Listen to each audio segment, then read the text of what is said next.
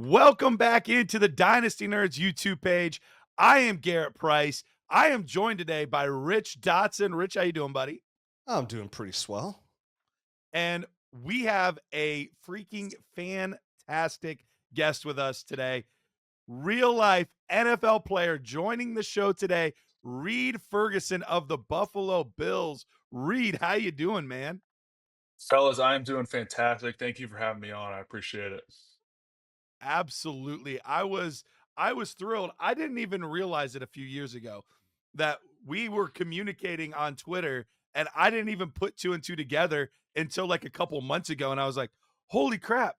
That was the dude from the Bills. I got to connect with him." So, I'm like going through my messages and all this stuff and found you and dude, I was so excited. I was like, "Rich, we got to get this guy on a show. We've got to ask him about Dynasty Fantasy Football cuz clearly he likes Dynasty. Like this guy knows his stuff." So, Reid, I can't wait to get in. I know Rich already has a bunch of questions he's ready to ask. And we know you've listened to the show before, so you know Rich is ready to talk.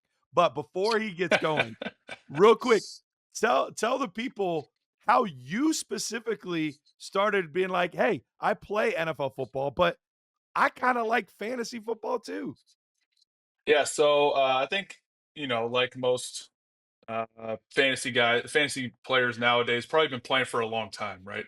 I can remember playing back in middle school, printing out these sheets of ESPN of my team and printing out sheets of like the free agents and like taking them to school and being like, God, like talking to my buddies, like, who should I go pick up when I get home? Like, and I and love doing it. that. And then now, fast forward, going to college, starting the home league with the boys. Still in that league. We have our dynasty league, like we mentioned, and then we do a redraft league every year too. So kind of got best of both worlds there.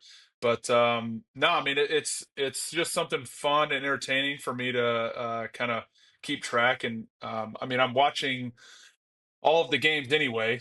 We're playing a Sunday 1 o'clock at home. By the time I get home, I'm flipping on the afternoon games and watching Sunday night football after that. So um, it's really, as much of a entertainment thing as it is as a hobby for me too, and it kind of gives me just something to stay in tune with the NFL world kind of through the off season too. Yeah, I always tell everybody like I just gotta give somebody a taste of dynasty with the boys. Like you said, you're playing with your college buddies, and it's great. Like your old high school friends, college buddies. It's such a great way to stay connected, right? Because like when you guys leave college and you find different careers, like it's hard. You guys start families and everything, so it's easy to have that disconnection. But dynasty will keep you 365 days a year communicating, right? That there's always That's these right. peak season trades, so it's such a great like even like just a bonding experience to keep connected with your friends, right? And you're sitting there talking dynasty, talking trades, and then that leads into, hey, how's the family? What's this? What's that? Bringing up memories. So I love to see it, man. I love to hear. Yep. I know I asked you before the show, like who's in your league, and you said your college buddies, and I absolutely love to see that, man. Yep. Yeah. I think you mentioned you just need to give somebody a taste of dynasty. Like once you kind of go through the initial draft and everything, you got your team, and once you kind of make that first trade and you're like, yeah, that feels great. You got the, you get the big player, you get the first round pick you wanted to snag before the draft, like whatever it is, kind of just like I don't know if you're like Yeah, you need it's more, you need more, you need more. 100%, man. Yes. Those little dopamine hits, like same thing. Like you have your little Definitely. sleeper in your rookie draft, and you grab him in the third round, he hits, and you're like, you feel like you're I'm Brandon the Yes. Bean, right? smartest You're like, man ah, alive. you're knocking on Yes, Brandon that's Bean's right. door, and you're like, let me in, buddy.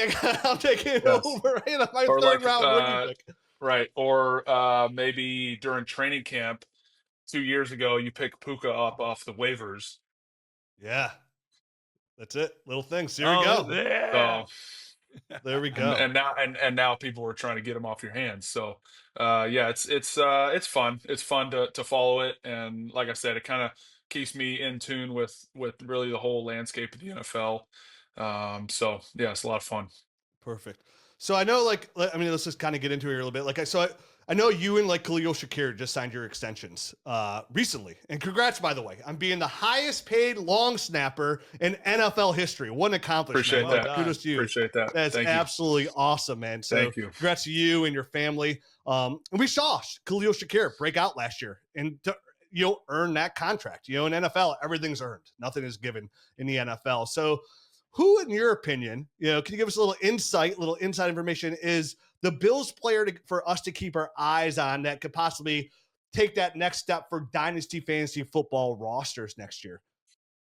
So first one that comes to mind is probably Josh Allen. I'm just kidding. Yeah, he's pretty good. Um, no, I would say, I would probably say Dalton or the new guy Josh Palmer. Been a fan of watching him. I guess just being in the AFC. Played against him a couple, or I think just once, maybe a couple years ago. But he seems like a really good player. Seems like he's going to be a real good addition to our team and the way we function as an offense. And then Dalton, I think, he got hurt last year, but he is, he's out there, he's playing a lot, he's getting a lot of looks, gets a lot of targets, and he's got great hands. I think probably some of the best hands on the team. So, as far as I guess looking forward, I would say probably those two guys come to mind. Yeah, I love to hear that because I'm a massive Dalton Kincaid fan. Like him coming out of Utah, and like for how little, like I don't know how much you've talked Dalton, but like how he only started playing football his senior year of high school, Yep. essentially, and then played a little JUCO, went to Utah, loved his route running, loved his hands, like you mentioned. I mean, going back in the years, like I was literally calling this guy my husband for how much for how much I love Dalton Kincaid, and that was the thing, like. I found out like the end of the year, Dalton Cade was kind of beat up most of the year, and a lot of people didn't know that, and it kind of did affect his game. And the third year is usually the breakout year for tight ends. Usually, like, Brock Bowers are unicorns, but usually it's the third year for tight ends. And definitely for a guy who doesn't have as much football experience under his legs, like a guy like Dalton Kincaid, I could totally expect him to take that big step into this offense. And I know the Buffalo Bills. I have a friend who's a scout for the Bills, and he says like, "Hey man, we run a really technical offense. Like there's a lot of information to intake here." He's like, so it does take our guys a little bit to get acclimated into the offense. So I'm Hmm. excited for you to say Dalton Kincaid because I Yep. have a lot of shares to say the least. W- would Understood you for good say reason, probably. would you say as a player, like getting to meet these guys, see these guys on the field, does it give you a little extra leg up in your leagues? Because, like, you get to see some of the behind the scenes things that most of us will never get to see, never get to experience. Do you feel like that kind of gives you a little bit of a leg up and knowing how your team's preparing for these players and things like that? Does that help you know what guys to target or not? Or is it like, hey, I'm a fan of a lot of these players too, and I'm still doing my scouting and studying outside of this? I would say I would lean more towards the latter, just because of like my position as as a long snapper. I'm spending most of practice and the film study. We're doing a lot of that stuff with the special teams related on our own field practicing with the kicker and punter. So and in terms of the like watching practice, when we do get to watch practice, I don't really know what's going on because I'm not sitting in the offensive meetings, and B,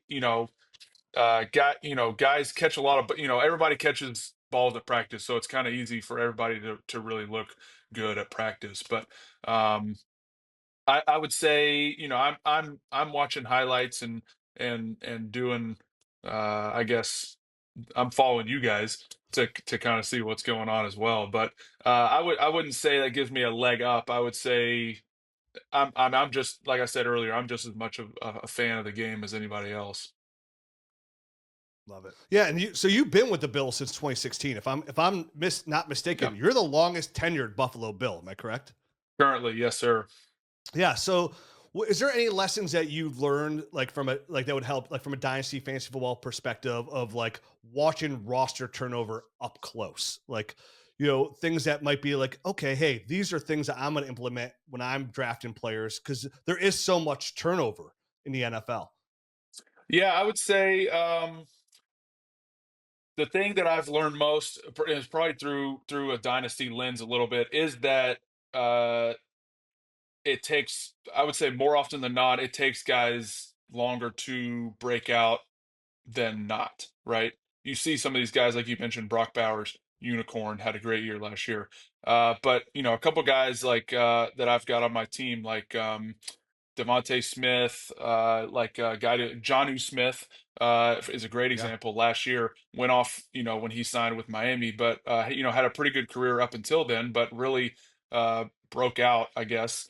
Oh, daughter's saying hey. What's Really up? broke out last year when he went to Miami. So I think from just looking at the guys that I've rostered over the years, I think you have to give guys some time, right? You can trade away guys at their peak, which is uh, I did last year. I traded Chase Brown at the end of the year for a first round pick this year. Got two firsts. So it's kind of like you kind of Oh, oh, love it. Nice. you kind of have to. Uh, it's definitely a learning process when you are playing Dynasty. But I think that's probably the thing I've learned most is that it just takes sometimes it takes longer for guys to be fantasy relevant, I guess. Yeah, I think a lot of I think it's like an Achilles heel of a lot of dynasty players too, is the patience thing. And we've been spoiled the last couple of years. Some of these rookies coming out, like even this past year, Lad McConkey, Brian Thomas being wide receiver ones. These guys that come out and have this immediate success, and they don't realize these are more outliers than not. And it takes time. The same thing, like mentioned Dalton Kincaid. Like people are like, oh my gosh, he hasn't done anything in his first 2 years. It's like, this is a process. There's a drastic difference between college football and the NFL football. So like, they have to learn these schemes and they have to, get acclimated in the offense and get a rapport with the quarterback. And not everybody has instant success. And it's one of my favorite things to do, Reid, in Dynasty is like when there's rookies that I like and I have graded as first round rookie prospects or high seconds, and they don't do anything their first year, I love to get that discount the following year. But like, hey man, like, hey, I'll give you a second for Dalton Kincaid. And people are like, oh yeah, okay. And they want the new shiny toy. And like, oh, I want Mason Taylor from LSU. And they think he's gonna break out. You know what I mean? Because everybody's like, I Go want Tigers. immediate success. Go Tigers. Go Well, Buckeyes. and that leads me to my next question. Actually, since you said that, you played at LSU, so big time program. Obviously, a lot of history there. You're now with the Bills. That they've been a fantastic team over the past few years. All these amazing teammates you've had. Give me one story from any one of these teammates that specifically somebody that people might recognize and know. Like, what's one story that you're like, this is a hilarious encapsulation of who this player is. I mean, gosh, the first thing that comes to mind, and I can share it because he made it public. But Josh last year, in the snow game against San Francisco, uh, I think he threw or he ran for a touchdown. That's what it was. He ran for a touchdown earlier in the game, and then later in the game, he threw the little slant to Amari, and he tossed it back to him, and he ran it around and Yeah, tossed it back to Josh, the lateral, and dove in the end zone. So he got three. He got credited for three touchdowns on the play, or in the game, but really only scoring two. On the lateral play, got a throwing and a receiving touchdown. Only second player to do Uh, that. Second player to do that. So after the game, I think it was Tracy Wolfson. They asked him, or whoever it was, asked him after the game. They were like, "Did you know that you get credit for three touchdown, like an extra touchdown?" And he was like, "No, but I've got myself in fantasy, so I'm sure I'm loving it for my own team or something." So um, I think that but that I think that encapsulates Josh. Like he's such like a kid at heart. mm, That something like that is kind of like what he initially thinks about. Um, it's such a big moment. So that's that fantastic. probably, yeah, that's very funny. That's awesome. Yeah, and you've seen Josh Allen's rise, MVP rise up for up close. So, and that's again, when you talk about process, the hardest thing to predict anywhere is the quarterback prospect. Like how they're going to turn out. It's such a coin flip. And I'm going to admit, like when Josh Allen was coming out, like I was like, oh man, that accuracy coming out of the small school, Wyoming, like I was out because the Browns had the number one pick overall that year, and I wanted Baker Mayfield. that's still a big Baker fan, but like for the most part, like those guys, it's hard for those guys like the Lamar Jacksons and the Josh Allens to turn that around and become an accurate quarterback, which Josh has done at the highest level possible. Is there anything that you could say? Does that fall back into the same thing for like the quarterbacks? Is like, hey, like, is that a detriment these days where like NFL teams are so quick to like, if you can't give us something right away, then we're going to move on to the next quarterback right away. Like, and we saw it with like Sam Darnold this year, like how he took a big step forward in Minnesota. Do you think with quarterbacks, that's the biggest thing they need is time and patience as well at that position? Yeah, I think most important position in sports, right? And that's I would say most sports fans would probably agree on that Other sentiment. than long snapper, Um, of course. other than long snapper, it's a close second. Close One second. A Yep. one A one B situation there. I would say from my experience in the league, and I think Baker, going back to what you just said, is a great example, right? Um, Kind of the last question too kind of may take longer for some guys to really reach their peak, or kind of ascend to their skill level. um I think for the quarterback position, the the team and the situation and the coach makes such a huge difference, right? And you can see that with Darnold last year. Like, the Minnesota coach is kind of like this QB whisperer. So that's probably why they feel comfortable going with, they drafted JJ. They probably feel comfortable going with JJ this year. But I think you see teams, draft a quarterback, sign free, like these quarterbacks move around the league. Carolina, great example of the Dave Canales that came from Tampa Bay. Bryce Young had a really good second half of the season this year. Um, I think that the situation matters so much for these quarterbacks. Uh, who do they have around them? You look at a guy like Diggs, who was so good for Josh when we traded for him a couple years ago. Really helped Josh ascend to what he is today.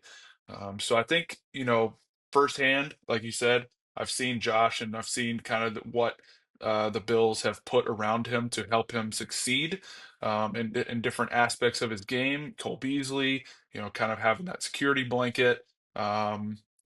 Given James Cook really good out of the backfield, Ty Johnson really good out of the backfield. So it's kind of using every aspect of and building up every aspect of the game. But yeah, I think to answer your question, I hope I answered your question. I think the situation and the uh, environment around them and the coach, that I guess QB coach or OC, whoever it is, that's kind of directly in their ear, plays such a huge part in the quarterback position and reaching that uh, ascension, that skill level. Yeah, so we talk about that on the show all the time. Like, the system that the quarterback or the receiver or the running back goes to is just as important as the talent, right? Like you want to be put in a position for success. And we talk about, like you said, you mentioned Minnesota. Like when you see Kevin O'Connell come out and have the success that he's had with Sam Darnold, Mullins, Kirk Cousins, it gets you really excited about a guy like JJ McCarthy, right? And For sure.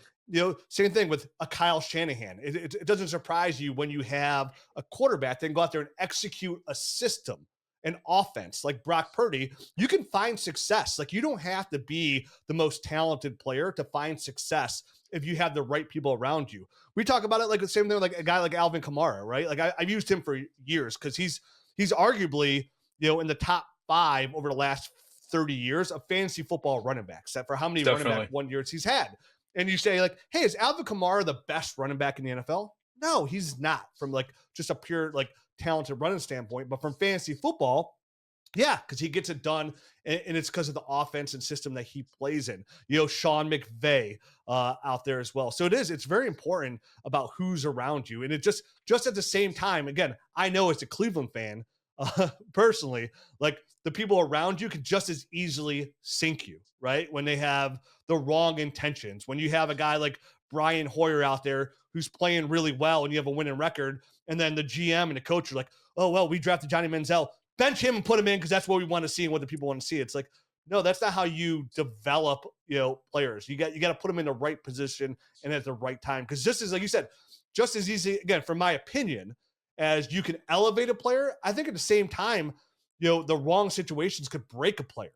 Because definitely from the quarterback perspective, because so much of that's mental as well, and that's why it's so hard to predict because you don't know what's going inside the head of a player in the process. And then a team fires their coach, and you got to learn a whole new system and a whole new way of doing things. Like that's a lot I can imagine because you guys work really hard every single day in those practices. That's a lot of information to intake. I can't even imagine. For sure. Yeah, I mean, those guys. The playbooks are so deep. I wouldn't even know where to start. But yeah, it's. I mean, it's a testament to those guys how hard they study. They're in the film room, in offensive meetings and everything. I mean, uh, it's it's very admirable. But like for my position, we're putting in uh, different work. We're not out there running plays. Um, but I guess it's more of a technical side of things with the operation of the kick, punt, snap, and stuff like that. So, um, but yeah, it's testament to those offensive and the defensive guys too, putting in the work I for have a sure. question as a long snapper and you snap the Yep, ball on special teams. Do you have any tackles recorded in the NFL? a bunch. Okay, just wondering, just Yeah, wondering, a just bunch. wondering. Yeah, yeah, yeah. Oh, nice. Look at you Do you have a Yeah. being favorite? hands on. Do you have one that you go I back get and a couple watch? every year. Not go back and watch, but I tackled Marvin Mims on Monday Night Nice. Football. He's I think it fast. was 2 years ago. Pretty good hit on him down the sideline. I'd be more excited about it if it wasn't after like a 25-yard return. That's the But thing. I think by the time they get to you, right, they got to be downfield Right, a little bit, exactly. right? I always Yeah. tell the guys, I'm like, guys, I train and I hold myself to a high standard, like to make my way down, like cover down the field, be in a good position to make a play, make a tackle if the guy comes to me. Um, and but I always joke with the guys like half-heartedly. I'm like, guys, if he's making it to me, we got problems. Something's wrong. Like the other besides the punter, there's 9 other guys out here on the field that are better athletes than me. So, it's I like to joke with them, but they get it. That's Nice. awesome. How would you say the league overall, how does the league and specifically the players feel about fantasy football? Because you hear some guys like yourself and Austin Eckler and the Josh Allen joke of fantasy football and lighthearted and fun. And then you hear other guys that get really upset and really frustrated by fantasy owners being just total jackwagons that, are like, you cost me my week and stuff like that. So overall, like how do players tend to feel about fantasy football? I would say it's I don't know if it's a very polarizing subject. I think most guys are pretty okay with it. I'm the commissioner of our team league. We run like a team redraft league every year. Oh, fun. The guys gotta get in. It's like a 10 team PPR, just nonsense. But the guys, there's a handful of guys that get into it. Um, and it's a lot of fun. It's kind of something that we chop it up, in between meetings or on Tuesdays after the games of the weekend and stuff. So it's pretty fun. But I would say, you mentioned the guys that get pretty ticked off or like people. And I would say that is probably due to like like getting social media messages like. Yeah, That is probably what is turning them off to fantasy football, which is understandable. not understandable. Yeah, Understandable 100%. for them getting mad at the people, but you should never be sending like No, I never. would you should never be sending messages to players, which is completely ridiculous because most of the time they are not in control of, unless they drop a pass or something, they're not in control of the play that's being called or the quarterback that, where he's looking to throw or, any of that Sure. stuff. So, And I'm uh, sure that they feel way worse about dropping a yeah, pass than you do about exactly. losing your dumb fantasy Exactly. football Right. game. Exactly. Again, It's it's a not like game. they're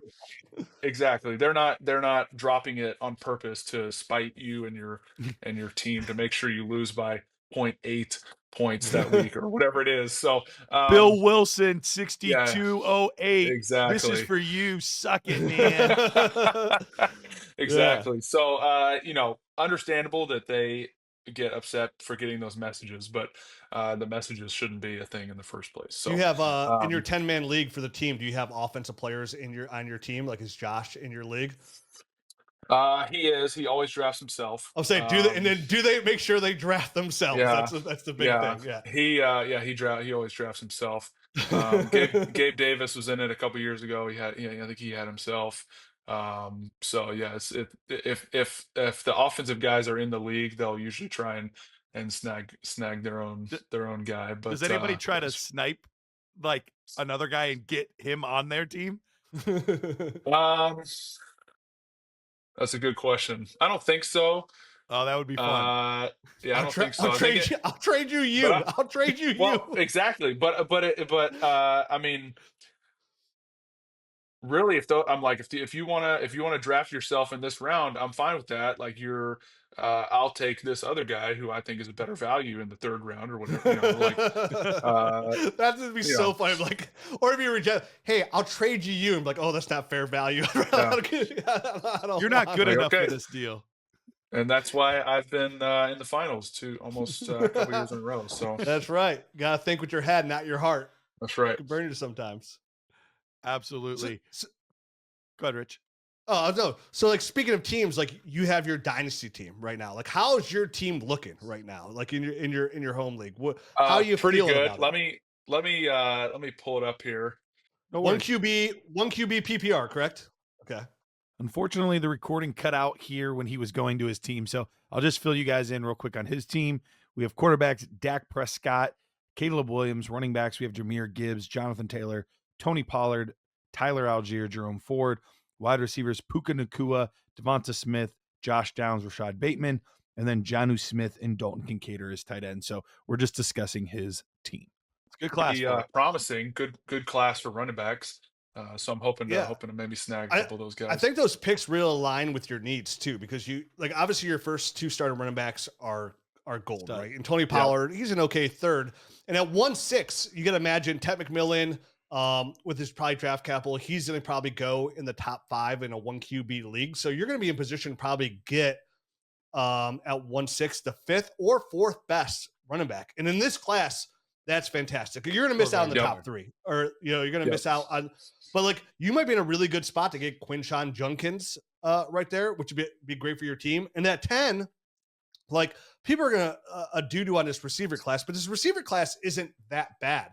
So you actually like listen. I don't love having Rashad Bateman as your wide receiver 3. Reed, that's not like we're trying to win championships here. We gotta get over I that know. hump. You I need a know. better wide receiver 3. No. But I think at 110, you're going to be in a really good because obviously your tight end spot, you got Dalton Cade, my love, and you got Jonnu Smith who had a fantastic year last year. Huge So year. you're good there. So the two pieces where you need depth, I think at 110 and 1-6 are going to line pretty nicely because you'll probably going to be a really good spot to get like an Emeka Buka right there, and then Matthew if you come away with Luther yeah, Burden. I Just know those double two up on Buckeyes. Ohio State's. Yeah. People are gonna say, "Oh, you're just talking about Ohio State," but like if one of those guys fall, like same thing, like a Matthew Golden out of Texas as well could be in that spot. So I think running back and receiver, you're gonna get really good value with those rookie picks, and you're gonna slide right into your team needs as well. So what a good time to have 2 first-round picks. How'd you get that? Okay, first question: which one is your pick? I hope it's 110. The 106 is my pick. 110 was the Oh, one I traded for. I know. middle of the road. Barely missed out of the playoffs. Yep. That's what we're here for, to get you over that Yep. hump. And then what That's did you right. give up for 110? Chase Brown last year. Oh, yeah, what a win. Okay. Yeah, Nice. I like Yep. that. The guy, I knew I knew it was going to be a later first round because the guy had already made the playoffs. But he was, I think he was maybe the first, I think he was in first place when he traded for him and ended up losing in the playoffs. So he dropped down to the 10th. I got Nice. the third to last pick. So I was hoping he'd like lose his last 2 games of the season and I kind of love that. give me closer to like 108, 19 maybe. But Another unsung joy of Dynasty is when you have somebody else's first round pick. and you're actively every not Every only do week. you check your score, but you check their score every That's week, right. and you're rooting for 100%. them so hard to lose. 100%. And it's like a joy. Like it's actually a fun part. You're like, because when you see they lose, you're like, oh yeah. Then you're checking the points total to see if like we're gonna go up and down. And then I love it when there's that final game, right? Like if they win, they're in the playoffs. If they lose, they're out. Like, come on, give me 1-6. Come on and give me 1-6. Another unsung joy of Dynasty. Because I've said this for 11 years since we started the show. I was like, man, when people ask me about Dynasty, I'm like, what makes Dynasty great? I'm like, what makes Dynasty great is even when you're losing, you're winning because you're getting that high draft pick. I was like, can you imagine any other fantasy league that you would join and say you have a buy-in or whatever, or you have this league or whatever for every reason, and you're like, you have a 0% chance of winning, but you're going to still join that league. And there's actually rules in place to prevent people from losing on purpose. Like, so hey man, you can't tank. If you're going to do that, we're going to kick you out of the league. Like, it brings the joy of the game where like, you're okay with losing. And on top of that, when you're ready to lose, you want to lose as much as possible. You want those Ashton Genties. You want those Malik Neighbors on your roster to have for a long time. So that's great. And those are some good picks in a good class, right? And so that would give you 2-6 as well, right? 2-6. Yeah, let me pull it up right here. 2, 2-6, 3-6, and 4-6. So okay. And he keeps you first as well, too. Or yeah, pretty good. We got 2 first for Chase Brown. You said, right? Is that what you said? No, just one. Okay, 1 first. Okay. I have 2 first over 2 total first. Okay. Yeah. So. Yeah, and honestly, looking pretty good. What I would also say is, like, if you watch Garrett's, I don't know if you've seen it, he did a 2026 way too early mock, and the 2026 class isn't looking too great. So, like, with your needs, and it sounds like your team has a potential to take a big step forward this year into the playoffs and actually compete. Especially if I was you, like, I'd be real interested in taking that 2026 first and second and trying to get back into, like, maybe add a little bit more depth in that running back room, or if there's a receiver there late in the draft and kind of like trade a first and second next year to grab another guy to help you kind of propel that team to take that step forward. Duly noted. Noted. I hate not having a first round pick though. That's a tough one to get over. But Reid, when you're ready to take that step and compete, like the last thing you need, like I said, it takes time to develop an NFL, right? Like your windows are just like the NFL. Your windows are small and to be in that championship caliber window. So when you actually feel like I could compete, it's going to be a late first round pick. You hope, right? Like you said, pick 10 through pick 12. And we've done the research over the years. In most years, definitely a 1 QB league. I saw the table that you guys posted a couple weeks ago. Yeah. On the hit percentage. Yeah. Yep. 50-50. To even be rosterable. To be rosterable. Like not even like to be a starter, to be rosterable on your dynasty roster. So like people get that rookie fever. I'm not going to share my first couple first round picks with you guys. It's a process, Reid. It's a process. It was brutal. Man. The first year ever playing Dynasty, the first 3 picks in our league were Trent Richardson, Alfred Morris, and who was the other running back? Doug Martin. Those are the first 3 picks in our Dynasty Muscle league back hamster. back in what was that, 2012 or 2011, whatever it was. My first pick ever, LaDainian Tomlinson.